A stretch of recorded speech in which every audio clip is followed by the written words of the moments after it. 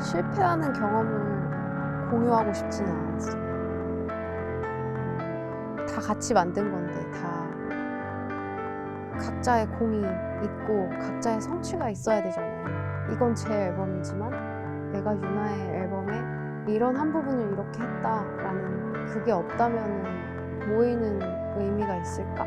그리고 모은 의미가 있을까?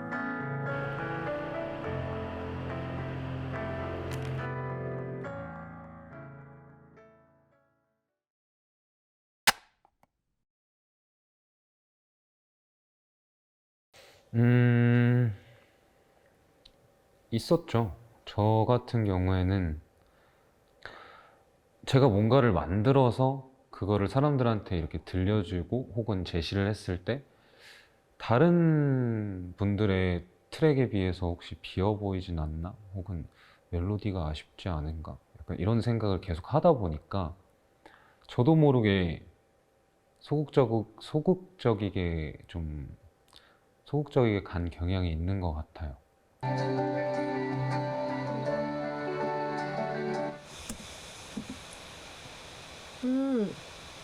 안녕하세요. 누나 뭐 하세요? 나 지금 피아노, 자신의 피아노 편집하고 있어. 아, 누나 혹시 내일 뭐 하세요? 네. 아, 뭐 다른 건 아니고 제가 좀 뭐 말할 게 있는데 지금은 좀 누나 좀 늦어가지고 내일 혹시 작업실로 가도 돼요? 오늘 너 무슨 일 있어? 아니 무슨 일이 있는 건 아닌데 그냥 누나한테 좀 이렇게 조언도 듣고 싶고 좀 고민이 있어가지고. 왜 뭔데 말해봐. 아, 무슨 일이야? 아니 제가 저희 지난번 송캠 때 좀 이렇게 부진한 모습도 보이고 그랬잖아요. 이게 신경을 안 쓰려고 했는데 요즘에 자꾸 약간 누나가 하신 말씀이 자꾸 기억에 남아가지고 뭔가. 나한테 두 가지 버전이 있어. 네가 골라. 어떤 거죠? 상냥한 버전과 채찍이 있어. 저는 채찍을 한번 주세요. 정신 차려 진짜. 왜 그래 지금? 야, 솔직히 지금 네가 바로 준호랑 순일이랑 나보다 막 더 곡을 빡빡 써내? 막 그래서 막 다 꽂혀? 그게 다 결정이 나? 그러면 우리 입장에서 얼마나 억울하냐? 거기에 쓴 시간이 있고 지금까지 경험치가 있는데 아니 말이 안 되는 거를 지금 욕심을 너무 부리세요. 지금 4명이 어쨌든 각 잡고 좀 많이 하고 있잖아. 네. 그러니까 여기에서는 네가 조금 힘들어도 그냥 좀 참고 여기에서 더 표현을 하면은 어리광이거든? 다다음 주까지 좀 여러 가지를 써봐. 진짜 1절만이어도 좋고 뭐 파트여도 상관없으니까 이번에 안 써도 상관없으니까 일단 많이 써봐. 징징거리지 마. 지금 나이가 몇 갠데 징징거려 지금. 알겠어. 안 그럴게요. 맞지? 송캠을 거의 매주 만나다가 잠깐 안 만나던 시기가 있어요. 뭐 유나님 같은 경우에는 당시에 콘서트를 진행을 하고 각자 바쁘게 살아오다 보니까 저 같은 경우에는 거의 매주 하던 루틴을 안 하다 보니까 하던 걸 안 해서 그런 걸 수도 있고 내가 감이 좀 떨어졌나? 약간 이런 생각도 하게 되면서 좀 그렇게 고민하던 시기가 확실히 있었던 것 같아요. 그냥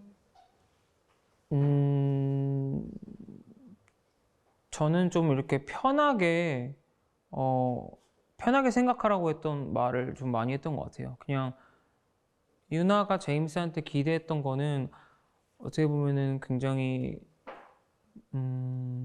신선함 그리고 어떤 걱정 너무 이런저런 많은 생각과 걱정을 하지 않는 데서 나오는 결과물들을 원했고 또 그런 것들에 음악에서 나오는 것들을 되게 좋아했기 때문에 너무 많은 생각과 너무 많은 고민, 그리고 너무 많이 잘해야 된다, 어떤 이런 생각을 하기에는 조금 이르지 않았나라는 조언을 좀 많이 했던 것 같아요. 그러니까 그냥 하던 대로 그냥 편하게 그냥 많이 그냥 시도를 해봐라, 그냥 이렇게 조언을 했었던 것 같아요.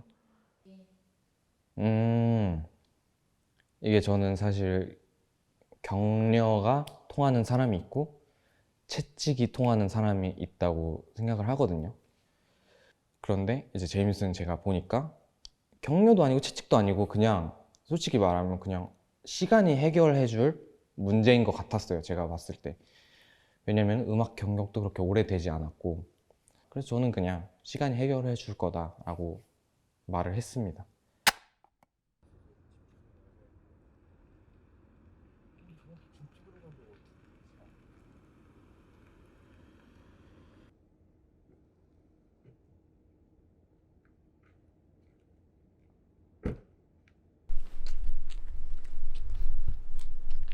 갑자기 공항에는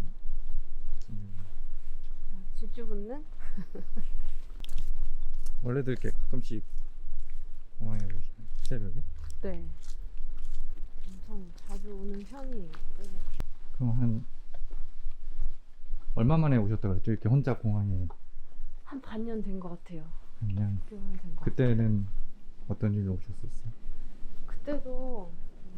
그때는 좀 부담이 많이 커서 그랬던 것 같은데 처음 이제 내가 총괄을 하겠다라는 거를 정하고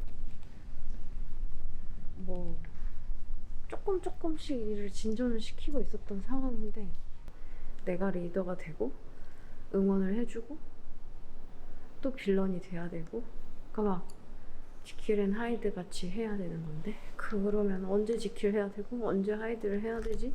이런 게 너무 혼란스러운 거죠. 나도 그냥 좋은 얘기만 하고 그랬으면 좋겠는데 그런 책임에 대한 무게 같은 게 그 전까지는 이렇게까지 느끼지 못했다가 좀 많이 와닿았던 것 같아요. 5집 앨범 했을 때 그 5집 앨범에 도달하기까지가 조금 힘들었었던 것 같고요. 뭐 각자마다 조금씩 힘든 점이 좀 다르긴 했어요. 막 단거리 달리기가 힘든 부분이 있고 막 장거리가 힘든 부분이 있고 높이 뛰는 건 또 힘든 부분이 있고 막 이렇게 다르잖아요. 그렇게 그냥 각기마다 항상 고비들은 있었던 것 같은데 제일 힘들었던 거는 내가 음악할 상황이 되지 않는다 뭐 이런 것들 뭐 목소리가 따라주지 않는다든지 이런 얘기는 처음 하긴 하지만 자본이 받쳐주지 않는다든지 시스템적으로 내가 뭘 할 수가 없는 상황이다. 뭔가 스스로 해내야 된다. 이런 생각이 들었을 때가 좀 되게 고독하고 힘들었었죠. 그게 제일 힘들었었죠. 이런 얘기 해도 되는지는 모르겠는데 조금 그런 붕괴가 되던 시점이 있었어요. 지금의 파트너십이 되기 전에. 네, 뭐 이거 엄청 사적인 얘기긴 하지만 그 얼라이브가 깨지고 나서 전문 엔터가 아니었던 거죠. 그러다 보니까는 뭐 전혀 음악을 만드는 데는 관심이 없고 집밥에 관심이 있고 3년 전에 풍지박산이 났었어요. 저희끼리는 안에서도 되게 그냥 오피셜하게 저희끼리는 다 얘기를 해요. 그거에. 근데 바깥에 나간 적이 없어서 이런 얘기를 해도 될지 모르겠지만 그 시스템의 붕괴와 어떤 일에 대해서 얘기할 사람이 없다라는 거.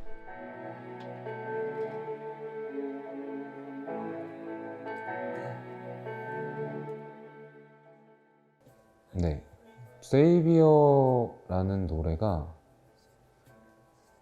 저희가 자주 만나던 시기를 지나서 좀 안 만나던 시기에 저도 혼자만의 슬럼프를 막 겪으면서 곡이 잘 안 나오고 그러면서 좀 손을 떼게 됐었어요. 잠깐 작업을 하는 거를. 그러고 나서 한 달 정도가 흘렀을까? 제가 그냥 어디서 돌아오는 택시 안에서 집으로 돌아오는 택시에서 또 어느 날처럼 악상이 떠오르더라고요. 번뜩. 그래가지고 이제 핸드폰에 녹음기를 켜고 갑자기 창문을 보면서 혼자 흥얼흥얼 거린 거예요. 그리고 이제 집에 와서 바로 작업을 했죠. 나의 지나간 과거에 대해서 뭔가 후회하지 않고 지금 나는 너무 행복하고 거기에 네가 있을 거고 약간 이런 표현을 좀 담은 곡인데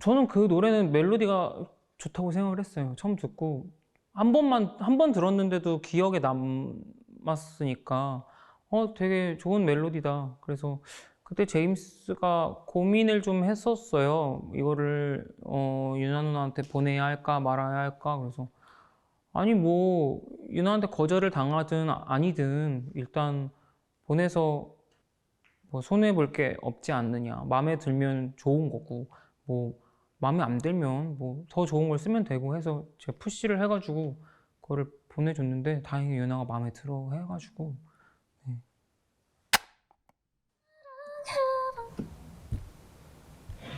응. 여보세요. 네네. 누나 뭐 하세요? 나 지금 별의 조각 듣고 있었어. 아 지금 좀 바빠요? 뭐 왜? 제가 뭐 좀 보내려고 하는데 누나 바로 들을 수 있으실 때 보내려고요. 뭐야? 뭐야? 시간을 조금만 빼주시면은 제가 딱 누나 가능하신 시간에 바로 딱 들으실 수 있을 시간에 딱 보내보려고. 아, 지금 보내.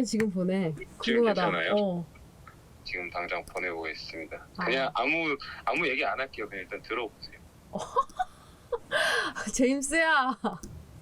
어른이 되었구나. 다 유나님 덕분입니다. 대박이다. 자신 있나 본데. 일단 듣고 전화를 주시던지 톡을 주시던지 누나가 마음 가는 대로 해주세요. 알았어. 네. 고마워요. 들어볼게. 응? 네. 제임스가 항상 되게 징징거리거든요. 그거는 이 친구가 뭐 징징이어서라기보다는 그땐 다 그래요. 저도 그랬고, 저도 그렇게 받아주는 선배들이 있었고, 어느 날 전화가 와서 굉장히 단단한 목소리로 누나가 마음에 드는 곡이 나왔다. 이건 아마 마음에 드실 것 같다. 그리고 순일이 형한테도 들려줬더니 보내보라고 하더라. 그래서 자신감을 가지고 전화를 했다. 일단 들어보시고 연락 주세요 라고 하더라고요. 그래서 제임스의 큰 성장을 지켜보게 된 거죠. 운이 좋게. 그리고 이렇게 단기간에 이루어질지 몰랐어요. 사실 계속 죽는 소리 할 줄 알았는데 어느 날 갑자기 그렇게 딱 단단하게 얘기를 하니까 그래? 하고 들어봤죠.